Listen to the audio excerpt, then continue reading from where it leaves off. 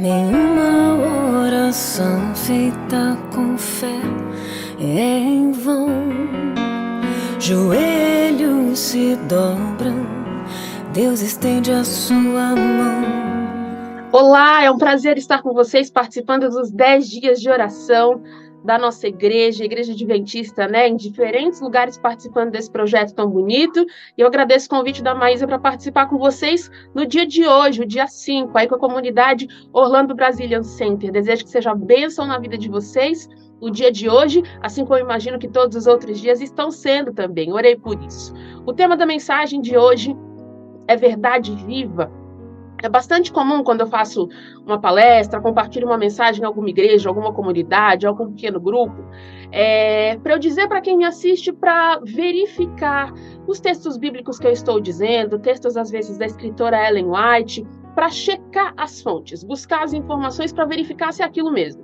Anne, por que você faz isso? Porque a nossa fé não pode ser depositada em pastores, pregadores, evangelistas, familiares, amigos, enfim, ou qualquer tipo de autoridade. A nossa fé precisa ser baseada em Deus. Você precisa saber, por você mesmo, a razão da sua fé. O motivo da sua esperança, se aquilo que alguém está te dizendo que está na Bíblia realmente está lá, se aquilo que alguém comenta que Deus falou realmente foi dito por ele, essa responsabilidade é sua. Experiência espiritual é algo pessoal, intransferível. A gente pode inspirar uns aos outros, mas a avó da minha amada e falecida avó Jacira, ela não foi transferida para mim. Ela me inspirou, ela me ensinou, mas eu mesma preciso caminhar com Deus para conhecer a Ele, aprender dele, diretamente dele, a fonte. Essa responsabilidade é minha. A gente pode buscar ajuda, podemos buscar orientações, pedir orações, mas relacionamento com Deus é algo íntimo e pessoal que se manifesta também em comunidade, mas passa necessariamente pela intimidade. A gente precisa, dentro daquilo que é possível, enquanto estamos nessa terra, conhecer a Deus. Olha só o que está escrito em 1 Pedro 3, verso 15. Entreguem-se aos cuidados de Cristo, seu Senhor. E se alguém perguntar acerca da esperança que vocês têm, estejam preparados para contar-lhe. E façam-no de uma maneira amável e respeitosa. Eu nem vou focar com vocês aqui na parte final do verso sobre sermos amáveis e respeitosos ao falarmos para as outras pessoas sobre a nossa esperança, a nossa fé. Isso é nosso dever, mas não é o foco dessa mensagem aqui de hoje. Eu quero destacar com você a parte do verso que diz que nós devemos estar preparados para contar a quem nos questionar sobre o motivo da nossa fé. Por que você crê naquilo que você crê? A essa altura do campeonato é bom que você já tenha pensado sobre isso.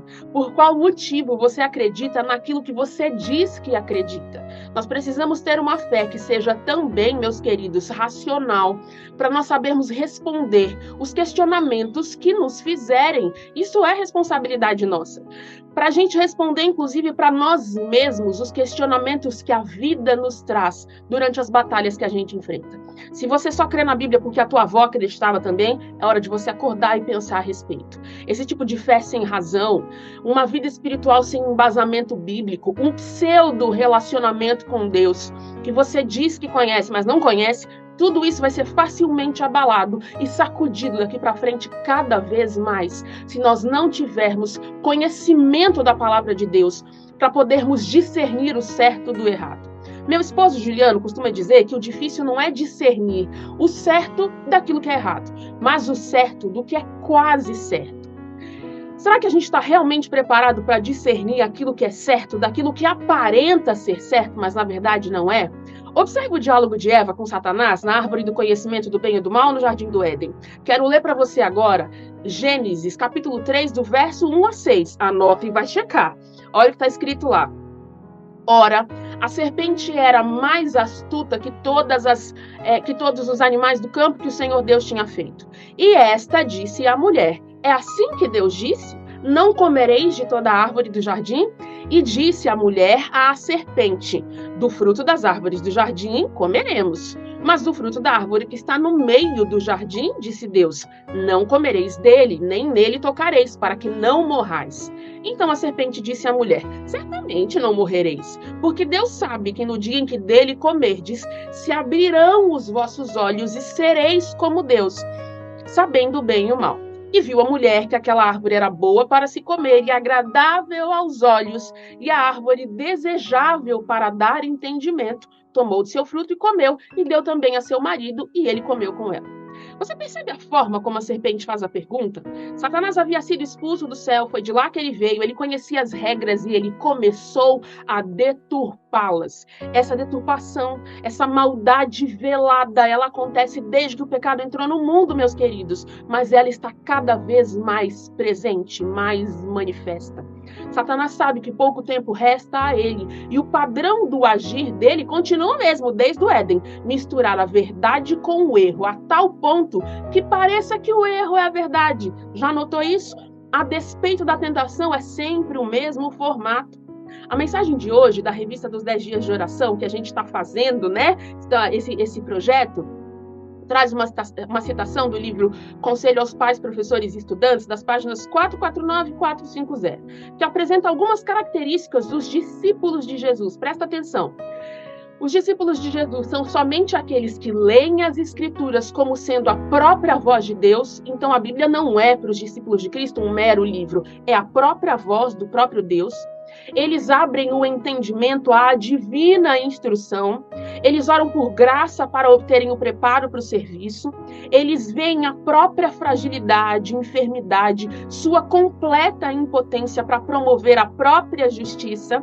Eles veem que não tem nada em si mesmos, nada que os recomende diante de Deus. Será que a gente se identifica com essas características? E calma, a gente precisa pensar bem antes de responder essa pergunta, porque a Bíblia diz em 1 Coríntios 10, verso 12, assim, aquele que julga estar firme, cuide-se para que não caia. Meus queridos, nós podemos pensar que estamos bem, que estamos firmes, que estamos tendo conhecimento, e podemos estar redonda e completamente errados.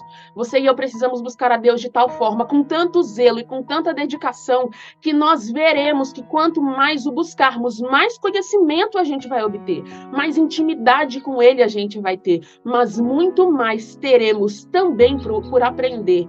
Quanto mais perto de Deus nós estamos, mais a gente enxerga que mais coisa a gente tem para aprender sobre Ele e no relacionamento com Ele.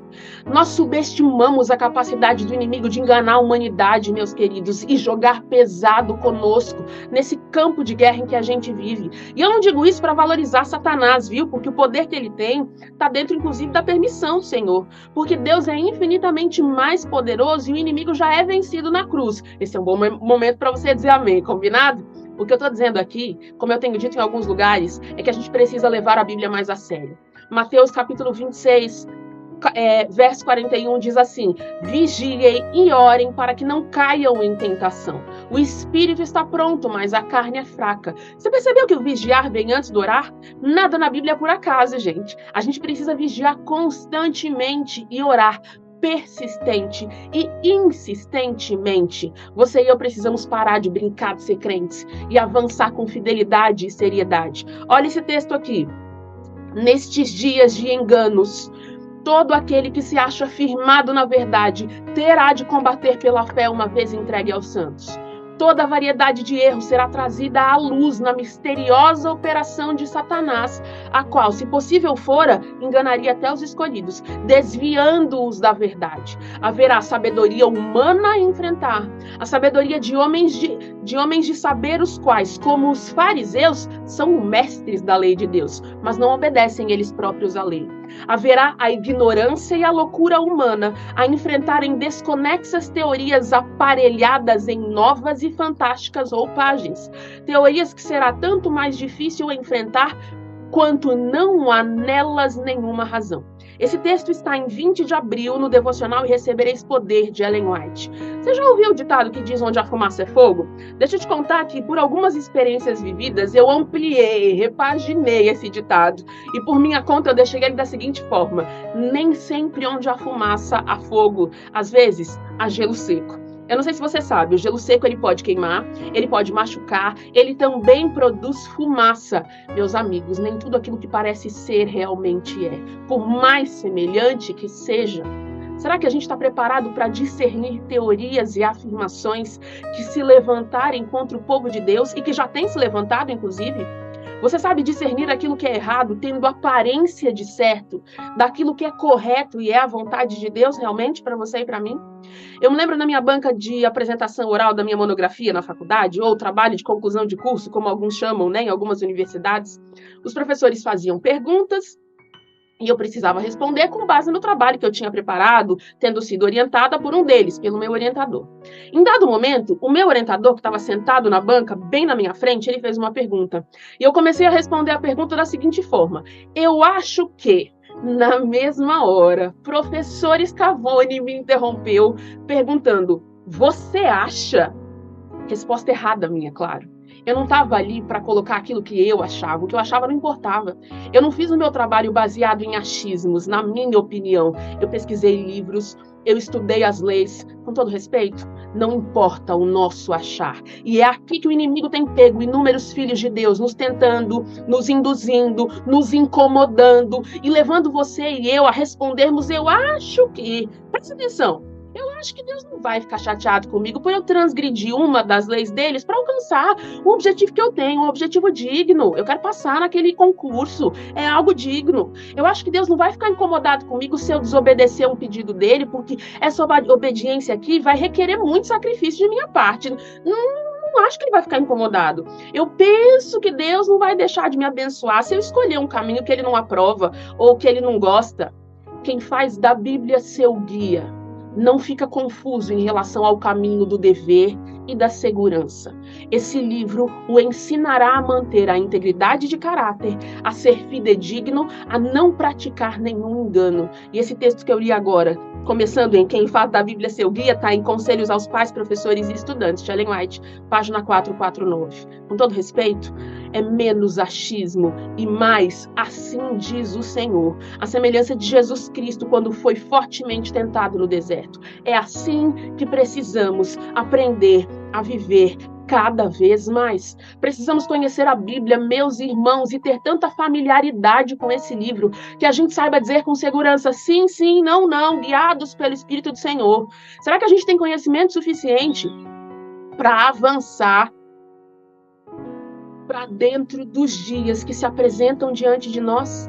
A gente está tão firmado e estabelecido no Senhor que, ao vivermos o inimaginável do terror, do inimigo que se levanta contra nós de uma forma cada vez mais forte nos dias que ainda temos pela frente, será que a gente permanece firme ainda que caiam os céus? Eu gosto da história que eu ouvi de duas garotinhas pequenas que elas eram amigas e conversavam sobre Jesus e a volta dele. E aqui vamos caminhando para o final. Uma delas perguntou para a amiga: como é que você vai fazer para ir para o céu com Jesus quando ele chegar aqui na terra? E aí a amiga respondeu: quando ele estiver chegando, eu vou pular para cima da nuvem, ali para dentro da nuvem, e eu vou com ele. E aí a garotinha que perguntou lança uma segunda pergunta: e se Satanás te puxar e quiser cortar seu braço fora e você não conseguir subir com Jesus e pular para dentro da nuvem, o que você faz? A garota pensa rapidamente e responde: então eu seguro na mão de Jesus e eu peço para ele não soltar a minha mão. A gente pode ficar tranquilo que Deus já provisionou tudo aquilo que a gente precisa para cada capítulo da história. Mas precisamos ficar atentos para estarmos prontos para quando ele chegar para nos buscar. Jesus disse que viria e ele veio. Ele disse que nos salvaria e ele nos salvou. Cristo disse que volta e em breve ele chega. Pode dar um outro amém para isso? Será que a gente vai estar pronto quando ele voltar? A generosidade e o amor de Deus por nós, eles são tão grandes que ele ainda nos contou quais seriam as armadilhas no meio do caminho, os desafios a serem enfrentados e nos provisionou com os recursos necessários para a gente vencer, para estarmos com ele.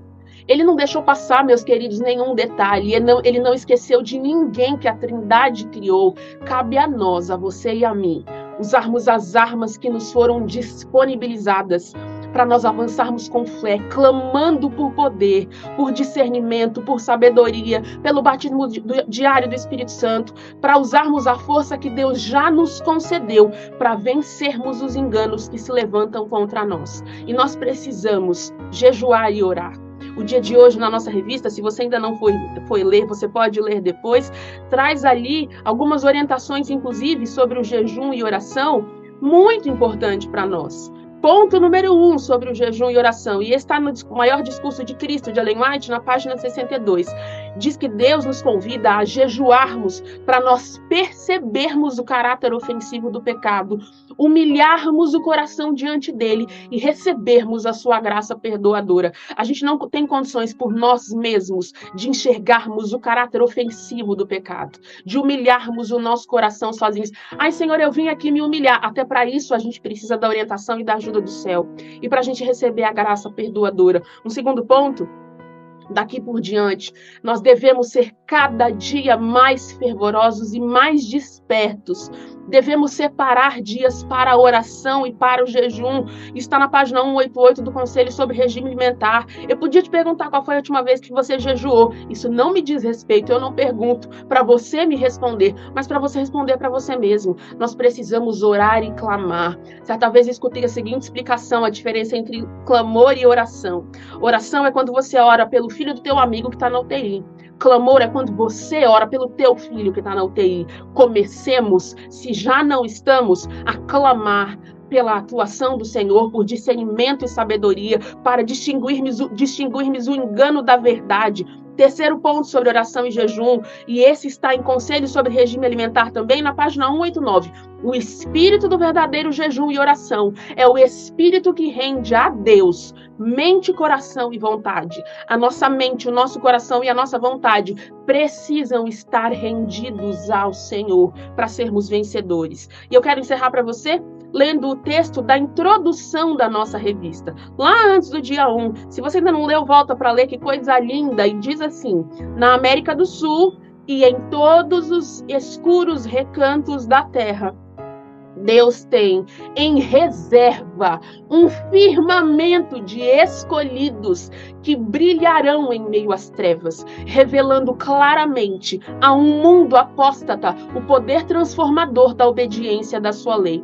Mesmo agora, eles estão aparecendo em toda a nação, entre toda a língua e povo, e na hora da mais profunda apostasia, quando o supremo esforço de Satanás for feito no sentido de que todos, pequenos e grandes, ricos e pobres, livres e servos, recebam, sob pena de morte, o sinal de submissão a um falso dia de repouso, esses fiéis, irrepreensíveis e sinceros, filhos de Deus inculpáveis no meio de uma geração corrompida e perversa, resplandecerão como astros no mundo. Esse texto está em Eventos Finais, capítulo 14.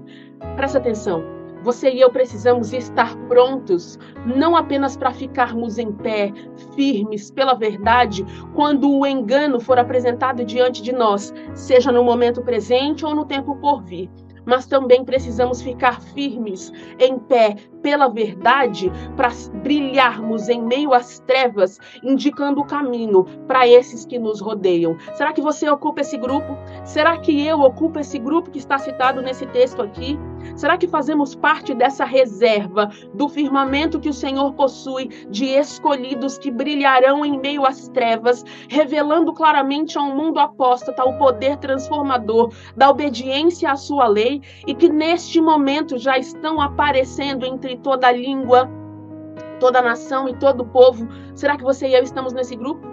Que nós busquemos ao Senhor, não apenas hoje, não apenas nesse período dos 10 dias de oração, mas diária, constantemente, o tempo todo, até que Cristo venha, para que fiquemos em pé pela verdade, defendendo a verdade que o Senhor nos confiou, com sabedoria e discernimento que Ele nos concede, para discernirmos o erro, o engano daquilo que é a verdade, que é o caminho e a vida, que é o próprio Cristo, que é a verdade revelada ao mundo pelos céus. Meu abraço à comunidade de vocês, que o Senhor continue a guiar todo esse projeto e os abençoe nesse ano grandemente. Até mais.